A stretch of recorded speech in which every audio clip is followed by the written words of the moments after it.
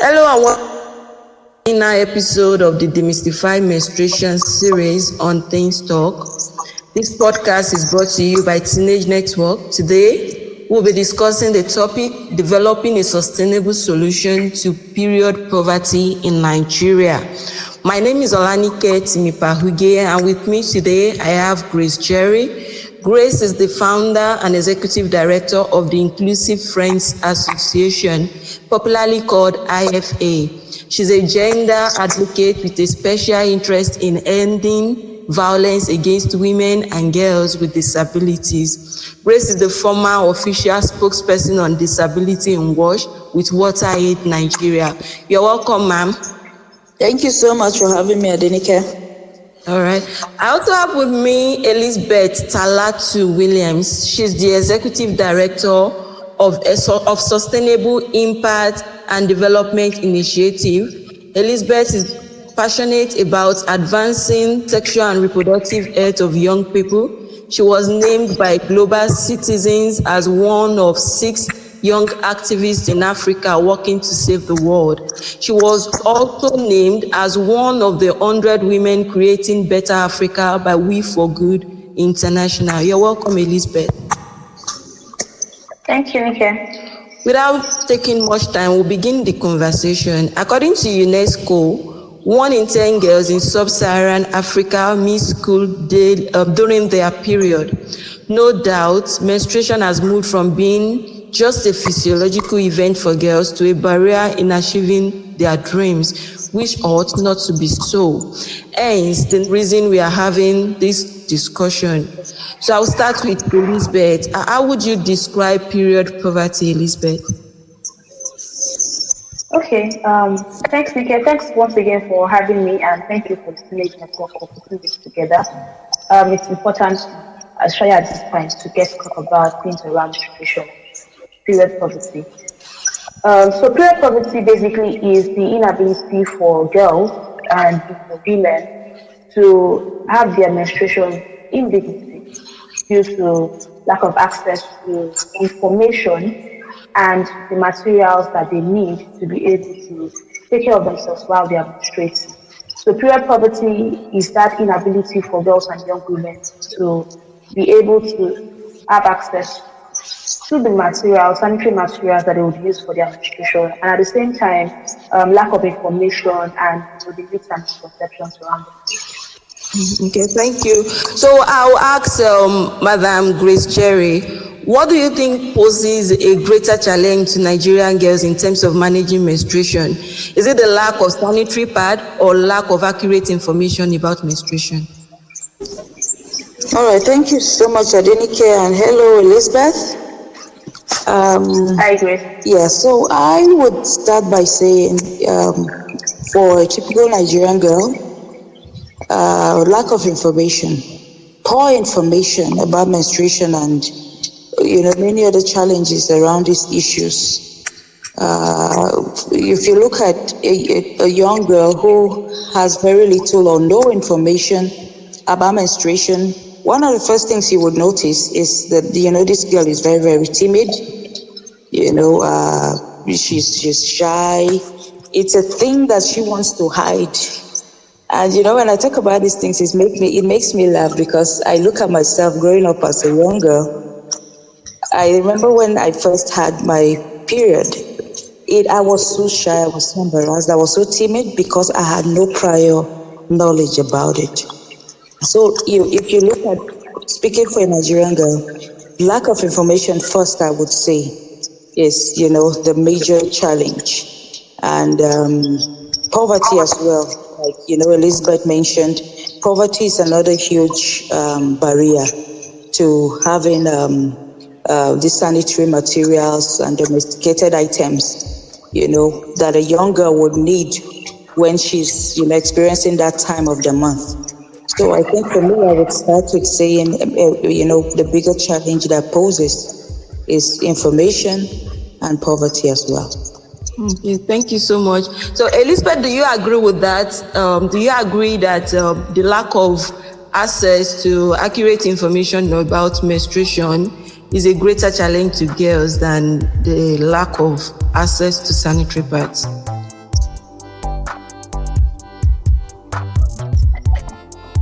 Absolutely, absolutely, 100%. I completely agree with Grace. Thank you so much for even sharing your own personal experience with regards to menstruation. I would just like to even use myself as an example. So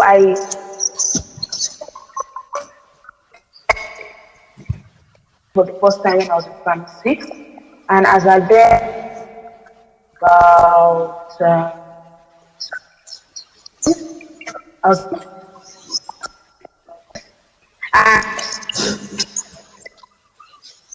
at that no prior what menstruation was, and I can say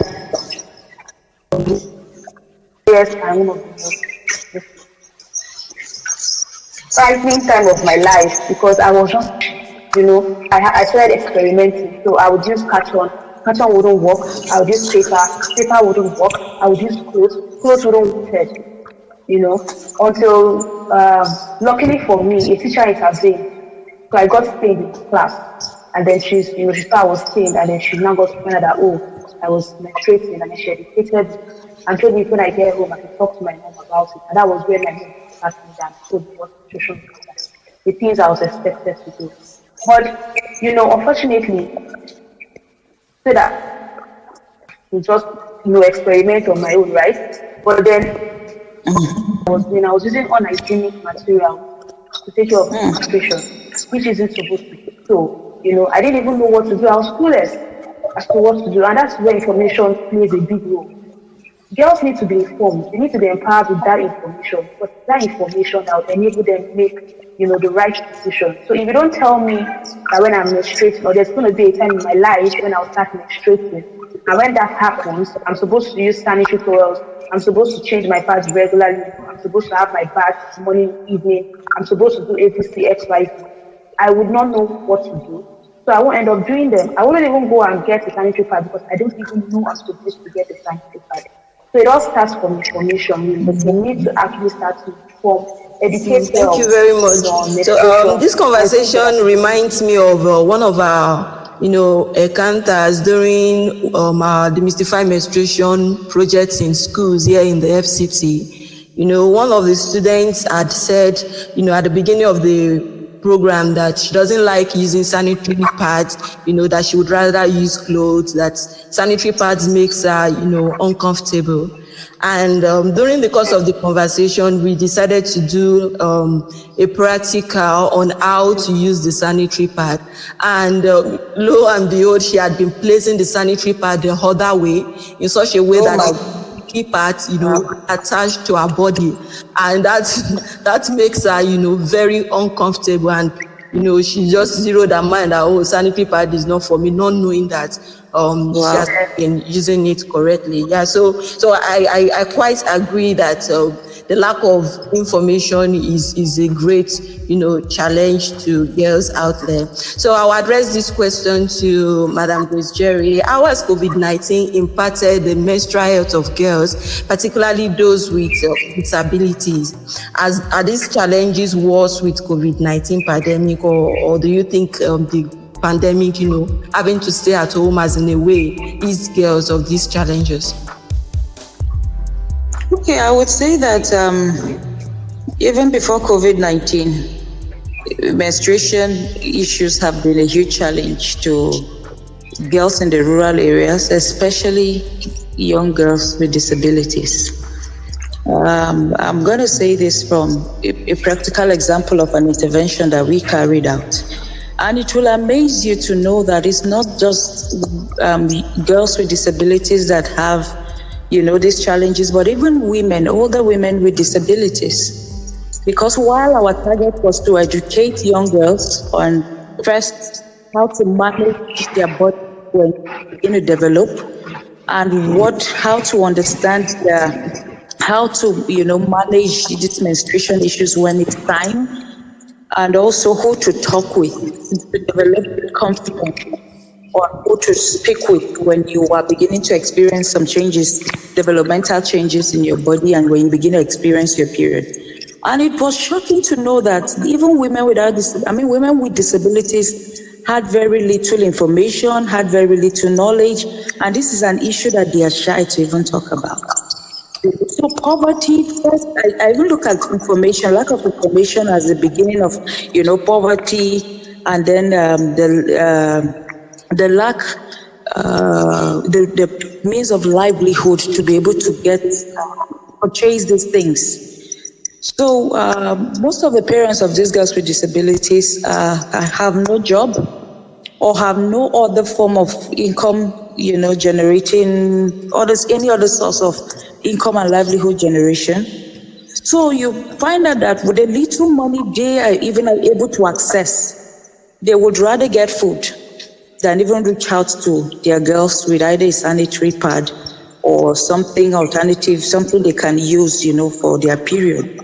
So the challenge is just enormous. And then look at COVID-19.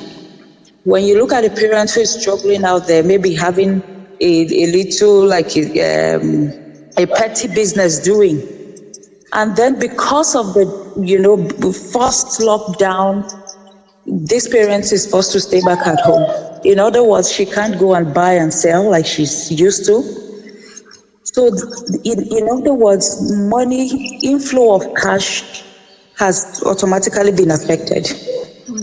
Because this parent cannot go about her normal business, generate her little income to be able to pass like a little amount to this girl to be able to access sanitary pad. So I would say that this level of poverty has increased due to COVID-19. It's been there. This is something they are faced with day by day, and somehow they've been able to maneuver or manage their life even within the poverty. And then COVID-19 has happened, and now people are forced to stay back at home.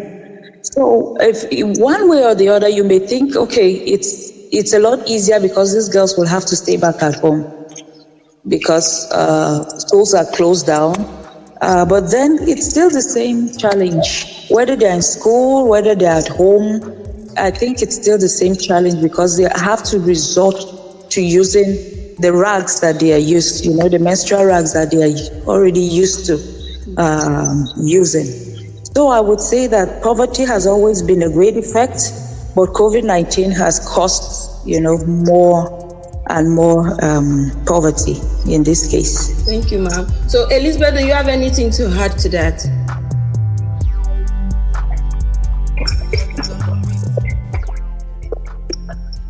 Yes, thanks, Grace. Thanks a lot for shedding light on people living with disabilities. Without pleasure. I hope after this, I'll get to connect with you personally. We'll get to also do something. So just to say that Grace is absolutely right, and the truth is, COVID-19 or no COVID-19, girls are going to menstruate. We won't stop menstruating because there's COVID-19. Right? And then the needs for girls when menstruating still remain the same. They need to have access to water, they need to have access to soap, they need to have access to sanitary materials. And then, of course, there's a shift now, there's a focus, and the priority is now on prevention of COVID-19, the spread of COVID-19, which of course is good. But then, at the same time, we need to also understand that as much as we are prioritizing that, we don't want to continue to spread the virus. At the same time, we also need to look out for our girls to ensure that they have all the things necessary for them to maintain hygiene when they are menstruating, and even the materials. And poverty, yes, plays a major. I would say that even while I was much younger, I think there are times where I would have to use a tissue instead of a sanitary pad because I didn't have the financial capacity to get one. And of course, I didn't want to do anything that wasn't okay with to be able to get money to get a pad. So I'd have to opt for using a tissue. But then you see young girls who sometimes have to have sex for money because they need money to, get some of these basic items that they need. And what does this do? It further compounds the situation because it now predisposes them to, because when you're doing that, it exposes you to sexually transmitted infections, planned pregnancy, and the list is endless. So the truth is, whether we like it or not, menstruation is a big deal. Menstruation is an important reproductive process for every girl. And we owe it to them to give them the basic information they need, which is one, And then 2, access to wash materials, soap, water, Thank you so much. sanitary pads, So, sanitary Elizabeth, do you materials. think period poverty can be eradicated in Nigeria? I like that. Okay. Yes. So when you say eradicated means to completely remove something, right? It doesn't exist anymore. Okay, so I would say that it's not impossible, but then it's not going to be easy. It's not going to be easy because, as we've been saying already in this podcast, there are so many challenges and so many factors promoting period poverty. And until we're able to take away those factors, we will continue to have period poverty. So is this something that would achieve anytime soon? I do not think so, honestly. But is this something that we can see at least a gradual reduction, time by time as time goes on? Yes, absolutely. We are beginning to change the narrative. Menstruation usually used to be something that girls couldn't come out openly to talk about. In fact, girls couldn't even say they were on their menses when they were on their menses. They were ashamed of it. It was something they did not want anybody to know about. So now you see girls having conversations and they'll say it, oh, I'm on my menses. And even see people talking about some of the things they experience, like menstrual pain, which girls are more vocal about some of these things now, which is good and which shows that at least some of the efforts we are putting into the awareness, sensitization, and providing of information is actually working. But that notwithstanding, it means that we need to intensify our efforts. We need to ensure that more girls are informed, more girls are aware, and we need to even look at ways in which we can work with government stakeholders, private sector, to see how we can make sanitary pads easily affordable for that girl in that rural community. Because right now, even me who is working, sometimes I get so broke that I don't have money to get a pad. And what I don't have to start doing was I have to start, beginning of the year. What I do in my house now is beginning of the year. We get the number of pads we need for that year. Everybody you get your pad. So that you know that for this year, nobody is looking for money to buy pads. But that's because I have the capacity, right? I have the financial capacity to do that. What happens to that young girl down there in the village who doesn't have money to do? So I think we need to start changing the conversation from sanitary pads should be made free. Yeah, other countries have been able to achieve this, and I believe it's something Nigeria can do as well. Okay, so we'll come back to that. We'll come back to discuss how we can eradicate period poverty in Nigeria. So I'll take Madam Gray's opinion about that. Do you think period poverty can be eradicated in Nigeria? Well, if poverty can be eradicated, then every other challenge that is, attached to poverty will definitely be eradicated. I quite agree with Elizabeth. When you talk about eradication, my goodness, it's going to be a serious work because this is not something that can be achieved anytime soon. But like she said, with concerted efforts on educating, sensitizing, enlightening, just making sure that you're engaging these young girls first and foremost on, the need to understand that this is a normal thing, embracing that phase in their lives and getting knowledgeable on what to do. I think for me, you begin to give freedom to this young girl first and foremost. So it starts with the girl. Understand, getting education, getting information about how she can care for herself. And of course, affordability of this, domesticated items, the sanitary pad, the soap, and all of that. I quite agree with Elizabeth when she said sanitary pads should be given for free. I remember some time back, this is a conversation that has been ongoing all over social media. And people have taken it upon themselves, organizations and even individuals, to begin to give out donations so that these sanitary pads can be purchased in good, reasonable numbers and be given out to these girls. But hey, I believe that the Nigerian government can make sanitary pad free for girls, every month supply.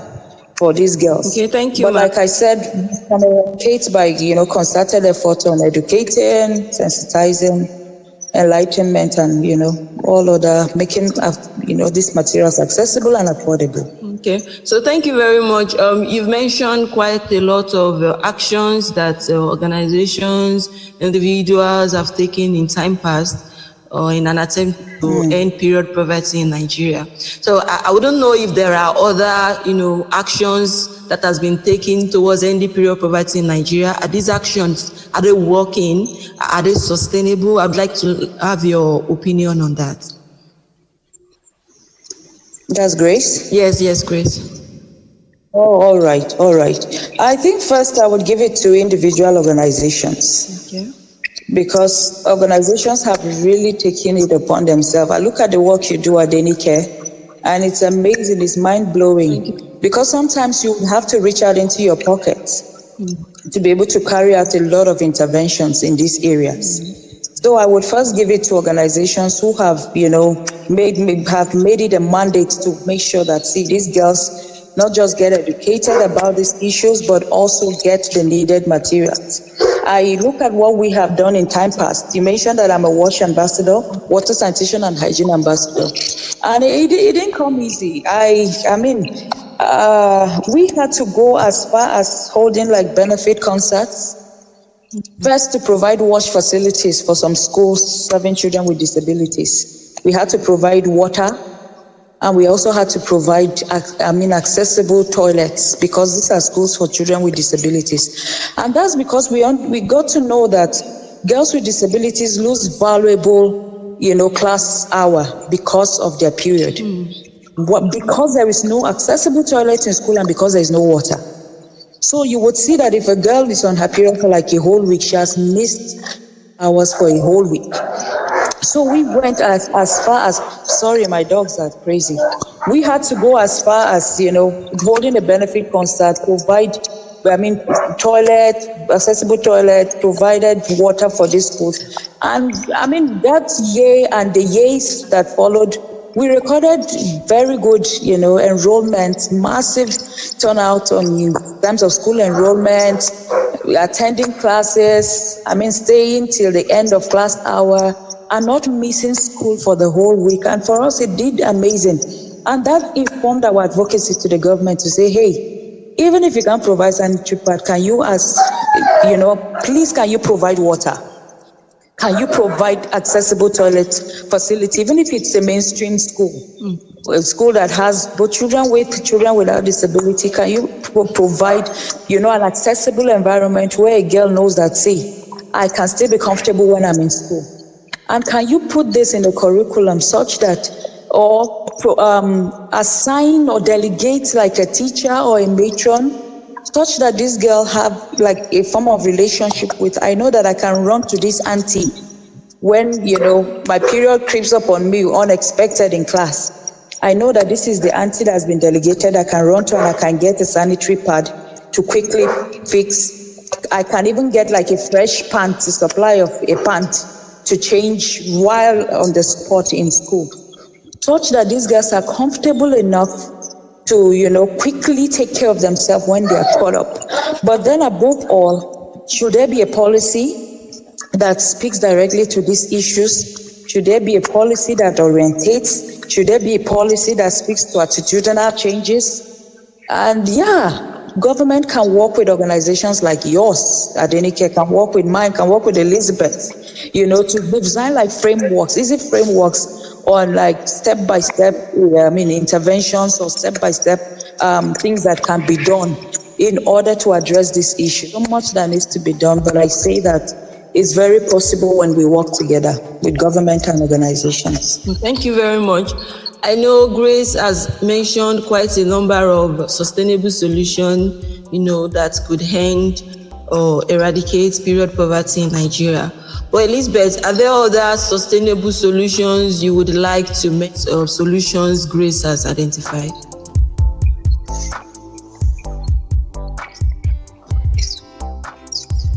Yeah, so thanks a lot, Grace, for I'm actually learning a lot from you, particularly as it has to do with people with disabilities. I feel that's a population that most times are left as part of the conversation. Um, and it's important that we start to be more inclusive in our approach to tackling issues as it relates to our things around education and especially so many other issues that we focus on. So, Nike, I think Grace has said quite a lot. We need to provide them with facilities, very, very important. For some schools, the boys and the girls use the same toilet. Excuse me. And then for a girl who's on administration, that's not really comfortable or convenient. Because you don't want boys coming into the toilet when you're changing, and they all know that you're actually menstruating and things like that. So I think it's important to ensure that wash facilities, are actually designated. Having a different one for the males and having a different one for the females, such that females are free to use these facilities when they're on administration. And absolutely, I also agree with the fact that we need to start having these conversations in schools. And the only sustainable way we can have this is by integrating it into the already existing curriculum. And that is why I'm a strong advocate for comprehensive sexuality education, which currently in Nigeria is the family life and HIV education. Because things around menstruation are in that curriculum. But unfortunately, right now, we only have it currently implemented in Lagos State. So what happens to the remaining 35 states in Nigeria? Because that's an holistic curriculum that if it's integrated into the curriculum, and because the way it's being taught, it's broken into 4 subjects: basic science, social studies, civic education, and I can't remember the third one, but there are 4 subjects. So in each of those subjects, you have pieces of the curriculum within those subjects. For example, puberty, which talks about menstruation, will be taught as a topic under basic science. And that is when we can have a sustainable approach to this, because regardless of whoever it is, wherever they are, as far as they have access to education, then we are sure and we are certain that this person will get accurate information around things like menstruation. That's one. Then 2, I want to really commend non-profit organizations, CSOs, donor agencies. They've been super supportive in trying to see how they could, complement the efforts of government. But unfortunately, government isn't doing as much as, we would expect them to do. I remember when I was in school, always used to give us, free pads. They usually gave us free pads like every term, But then, of course, what happened? It stopped. And that's usually the problem. When we have efforts that are not led by the government or complemented by the government, some of these beautiful initiatives, what happens to them? They stop. And when they stop, what happens to our girls? Because menstruation doesn't stop. It continues. But just to wrap up, in terms of innovative solutions, I think it's also important for us to start to bring boys into the conversation.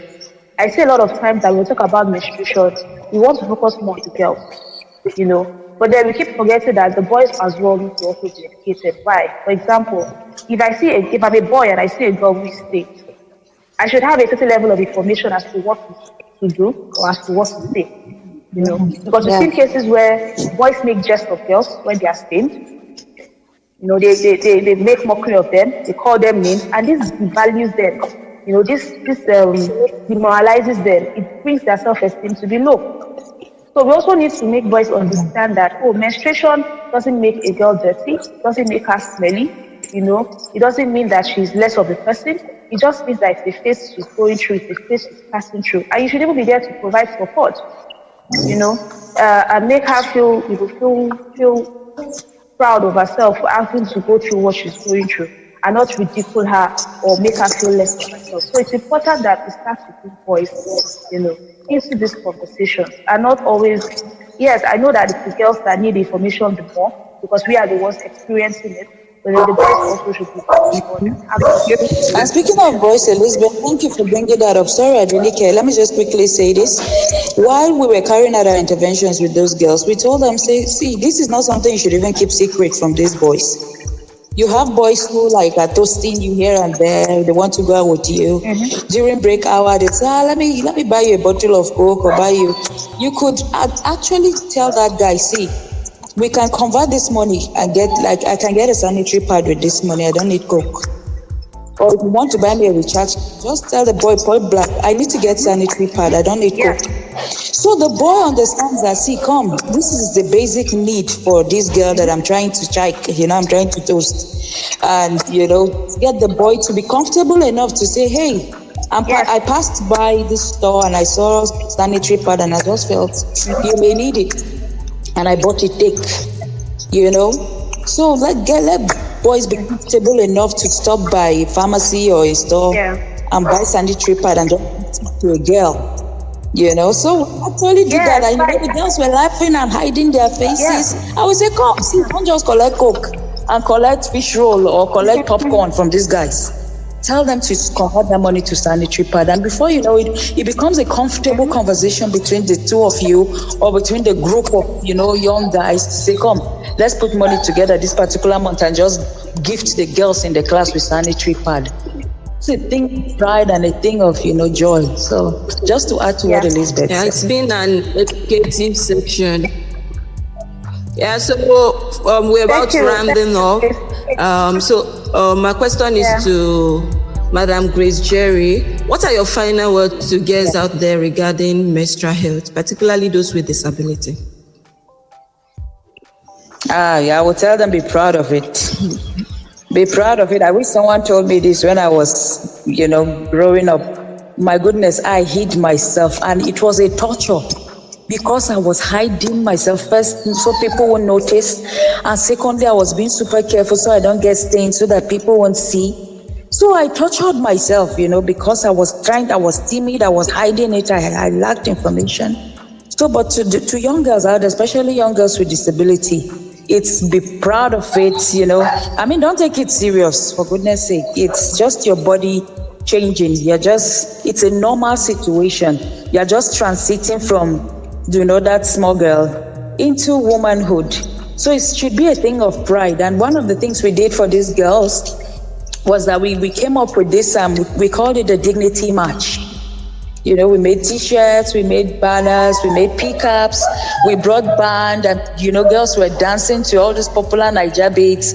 And it's all about this. And what we were saying was menstruation matter, my body matter, and these young girls were dancing to it. Even women with disabilities who normally hide, were dancing to the tune of this thing, all to create awareness and to also embrace it as a thing of dignity. So my word to every young girl out there, young girl with disability, and every other young girl in the rural place, it's a thing of pride. It's very normal from a young girl's one. Thank you very much. Love it. Thank you very much. Elizabeth, what are your final words to girls out there?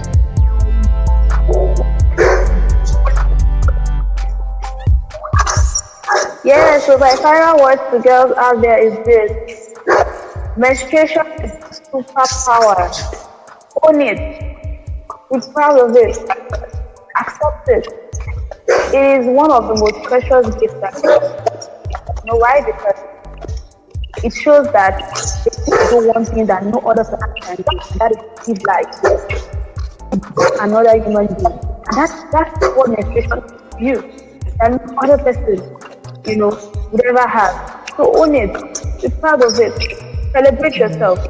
Exactly. But most importantly, ask questions. Thank you very much. If you don't know, something wrong in it. That was something I learned very late. Yeah, because if I had asked questions, I'm sure. Thank you very much. On this note, we have come to the end of the Demystify Menstruation series. Special thanks to our discussants, Grace Jerry and Elizabeth Salatu Williams. It has been such an interesting moment for us at Teenage Network. We will continue to work to ensure every girl has access to sanitary pads and accurate information about their sexuality. A big thank you to everyone that has followed this series from the very beginning.